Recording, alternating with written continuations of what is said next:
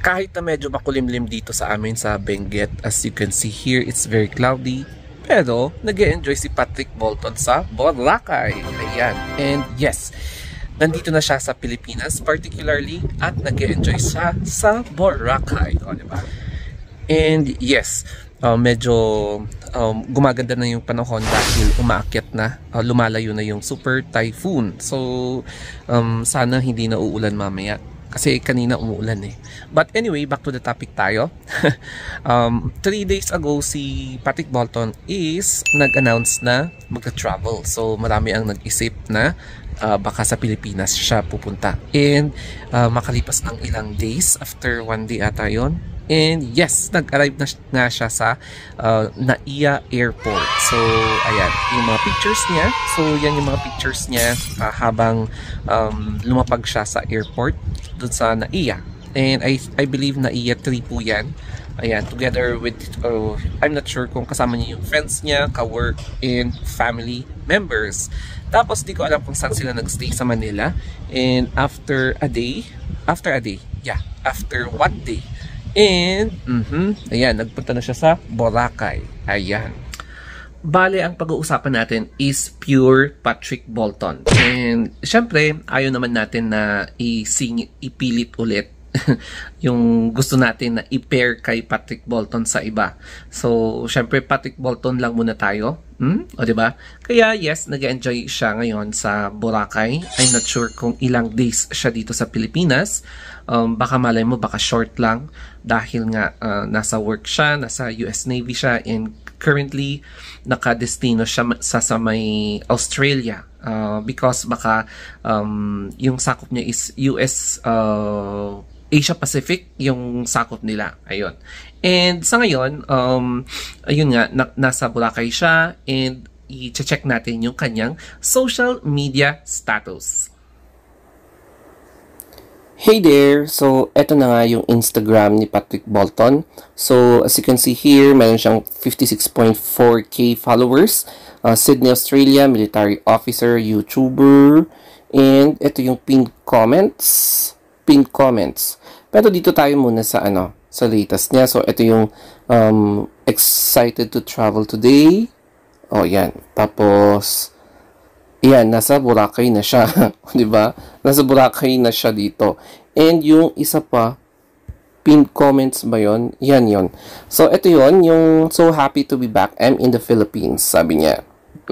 So, as you can see here, wala siyang sinabi, wala siyang ka-meet up na iba, wala siyang naka-scheduled event, or wala siyang a-attendan. Kaya, kung ano yung nakikita niyo sa social media na confirmed daw, na nag-support siya, wala pa naman siyang sinabi dito. And, yung story niya, I cannot click on it kasi may music. So, ipa-play na lang natin ulit mamaya. And then, in here, dito sa may Facebook niya, Facebook, sabi niya dito is, ayan, Tropical Cowboy. So, ayan, we have here yung kanyang latest upload sa Boracay. Diba? Ang saya-saya. Buti pa sa Boracay, hindi siya umuulan, no? Ito yung kuha niya ngayon. I'm not sure kung ngayong araw or kahapon to niya nakuha. So, ayan. O, diba? So, Patrick Bolton is enjoying sa Boracay. Dito naman, yung sinabi niya na nasa Naiya. O, diba? Nasa Naiya siya. And here naman is yung very excited to travel today. Guess where I'm flying to? Ganyan. That's it. And then, ito yung kaka-promote niya. Ayun. Re-enlistment pala. Sergeant Markey with US Air Force. Congratulations. So, na-miss niya ang pagkain ng street foods. So, ito yung kanyang upload sa Facebook and Instagram. So, ayun nga, i-mute ko muna i-mute ko yung kanyang story sa Instagram kasi nga nagbi-music. Bawal kasi na i-play ang music, kahit na anong music, dahil maka-copyright ako. Ako yung madadali kapag magpa-play ako ng copyright music. So, i-mute ko muna yan. Pero makikita nyo naman yung mga pictures, yung kanyang kinukuha doon sa Boracay. O, diba? I'm very sorry. Kasi ganun din, may music. So, ayan, papas natin muna. And anyway, punta naman tayo dito sa may kanyang YouTube. So, dito sa may YouTube, 1 year, hindi siya active sa YouTube eh. Wala siyang masyadong vlog. So, kung makikita niyo sa mga vlogs niya, ang short, very short, like wala pang 1 minute, 4 minutes, 5 minutes. Meaning, medyo hindi ata siya comfortable na mag-video ng longer than 5 minutes. So, ayan, 1 year ago. And then, tingnan naman natin sa may kanyang Twitter. So, ito yung official Twitter niya, pero hindi siya active dito. Last na post niya was last May 16, 2016. And, tingnan naman natin dito sa may, ano pa ba? TikTok. Ayan, ito yung TikTok niya. And, ayun, March pa. Ayokong i-play kasi may music na naman. Kaya, yan yung kanyang Twitter. I mean, TikTok.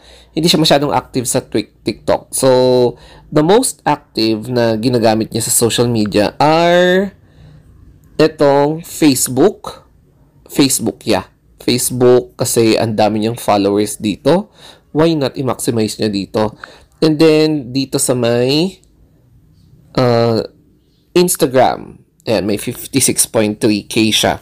However, malaki din yung kanyang subscriber sa YouTube. Kaya lang sayang, no? Hindi siya talaga active sa YouTube.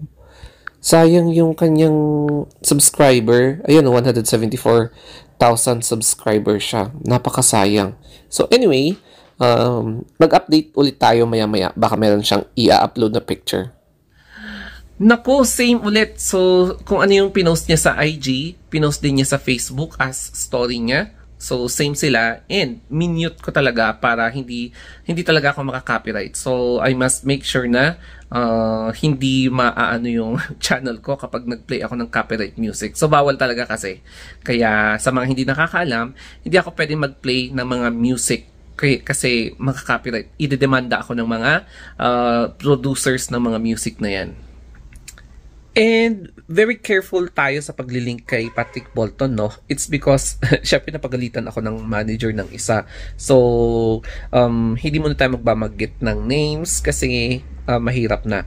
And yes, wala pa namang balita kung sino yung i-meet niya. Wala namang nakaschedule na pupuntahan niya. Kaya hindi pa natin alam yung mga next na plans niya. And kung ano yung lumalabas na nakikita niyo sa social media, hindi ko alam kung saan nila kinuha yung source. Basta ako, ang binibigay ko na source sa inyo is basing from sa updates ni Patrick Bolton mismo sa social media. So, kung wala kayong nakita doon na pinost niya, it means wala. So, doon lang ako nagbe-base and syempre, masaya tayo kasi andito siya sa Pilipinas and wala pong nalilink sa kanya.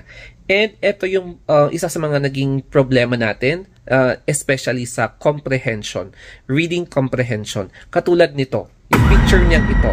So, marami ang nagmamali siya tungkol sa picture niyang yan. It's because kahit na yan ang kapatid niyang buo, is marami pa rin as in, alam mo yung toxic mentality na kung saan ito yung sinabi ng isang nag-comment.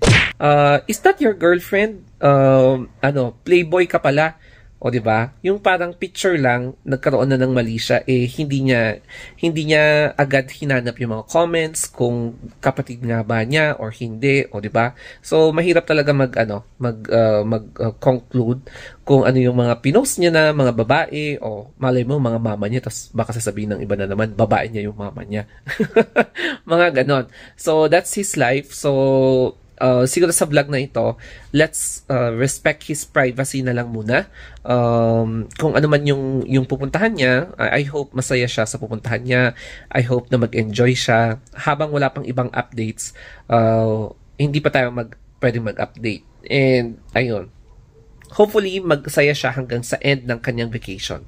And I hope safe ang kanyang pupuntahan. Alam naman niya yung ginagawa niya kasi meron siyang training, safety training, emergency training, mga basic life support training na kung saan if ever man na magkaroon ng hindi inaansahang accident, alam niyo yung gagawin niya as a US Navy. O, di ba? Active US Navy.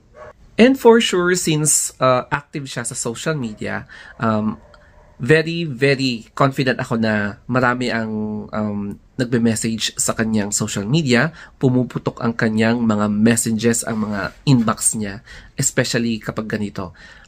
Hi, I am Marites. Can I be your friend? Oh, di ba? Mga ganun na eksena, di ba? For sure, kasi nga, isa po siyang AFAM and he is financially stable or economically stable.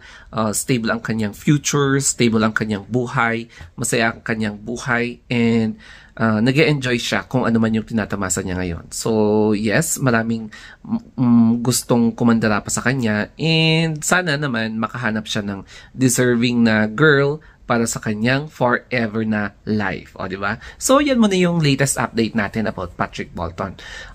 I think, meron pa siyang mga ibang updates soon, but let's respect his privacy while enjoying his leisure activities sa Boracay or iba pang mga beach. So, that's it guys, ang ating latest update kay Patrick Bolton. And yes, thank you sa nag-request ng topic about kay Patrick Bolton.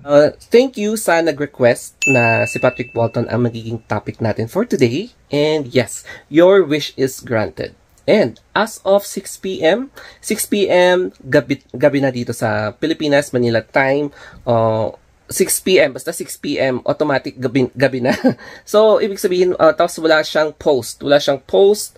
Kahit na ibig sabihin, he is enjoying his vacation, leisure time with, I'm not sure kung family, ka-workmate, mga friends. So, let's give him the full privacy muna. And since wala pang nalilink, wag na muna tayo mag-link ng kung sino-sino kasi he is enjoying his privacy. Syempre dahil nga nagpapasalamat siya dahil sa pag-guest niya sa Wawawin is umusbong talaga yung kanyang followers, but then maraming umaasa na pwede siyang i-link kay Herlene, but then syempre alam niyo na wala siyang binabanggit na kung sino, kaya wag mo nang mag-link, mahirap na. 'Di ba? That's it guys, mag-a-update na lang tayo kung anong pa man yung pwede nating ma-update in the future if there is. Pero kung wala talaga siyang update about sa nililink nyo, yung nalilink na ibang mga artist, so hayaan na lang muna natin. Let's give him privacy. So that's it guys, thank you for watching, and mag-request ulit kayo kung ano pa yung pwede nating i-story, o diba? Kaya thank you mga ka-istorya, always remember to stay safe and have a wonderful day.